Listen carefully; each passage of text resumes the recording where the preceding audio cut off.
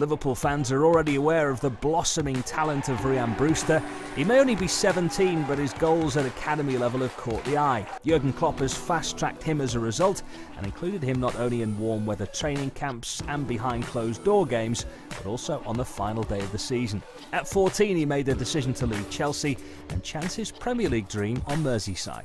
I've been down to Kirby to find out more.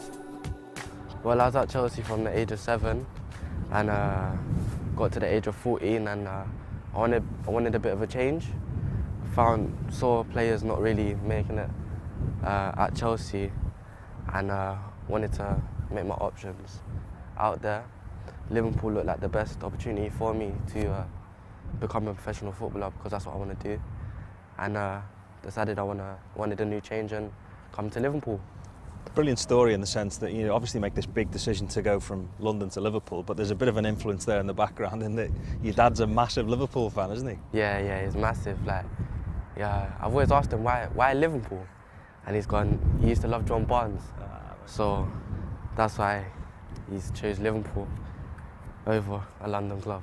Does he ever grab hold of you and say, son, you don't realise how lucky you are? That's the dream that he would have had when he was your age, wouldn't he, to be here? Yeah, he does it all the time. He goes he always asks me, are you enjoying it? You still enjoying it? And you still like playing? And I was like, yeah, of course. I think that's most probably the best decision I've made since I've grown up and stuff. Is he the first to tell you as well, though, that the hard work's only just started? Oh yeah, he's always making sure that I'm always in check. I've not made it yet. I've not even made a first team appearance. So until he says to me, you've only made it when you're in that team every week, when you're fit. Yeah. So I've always lived off that, really. There's Danda. McCauley's in there again. Brewster! Rhian Brewster again. Superb. Obviously, the under-18 spend a bit of time at Melwood as a squad now. When the first team are away, you get the chance to go there as a squad and develop. But I noticed you as well because you were scoring goals, but you came to Melwood and you were playing pool. You just look like a confident kid. That doesn't half help, doesn't it, when you're going into an environment like a first team, that you've just got a bit of assurance and you're confident in your ability? Yeah, I think the only reason I would say I was confident when I went is because the first team, they welcomed me in and they chat to me like they've known me for forever, basically. They help me as well. So if they can see that I'm a bit shy, they would chat to me and welcome me into the squad, basically. So I find that's really, really good. It's like a big family there, really. Making his under-18s debut in front of a brand new boss and scoring in his first 23 games is one thing, but getting his first call-up to train with the first team remains one of his biggest achievements so far. I was very nervous, but excited at the same time. Obviously I was nervous because I wanted to make a very, very good impression on my first time being there, so I could be there most of the time. So yeah, I was scared as well. What is the first thing you notice about the difference? I mean, there's some fantastic players here at the academy, but when you get to that elite level, training with first team players, what was the first thing you noticed? There's no errors, there's no mistakes in training. It's pretty much your touch has to be on point every day. You're passing, you're shooting.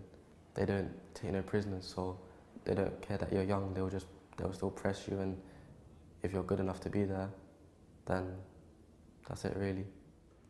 But you obviously made an impression because you were a regular at Melwood. From there on in, you were involved in the squad and on the bench for that Palace game. How did that feel? I was over the moon. I didn't know what to say.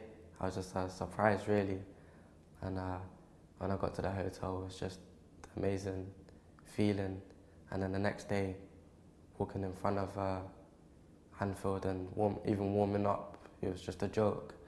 And obviously when I was on the bench and just looked around and heard the fans sing "You'll Never Walk Alone," it was an amazing feeling, that feeling I've never felt before, to be honest. And you were riding that crest of a wave then, from being involved in the Palace game to then, getting on a flight soon after, flying out to Sydney, playing in front of 85,000 people. Yeah, that experience was another one I'll never forget, playing in front of that many fans. And of course, most of them are Liverpool fans, so yeah, it's an amazing experience and a great feeling to step out at half-time, coming on and playing in front of them.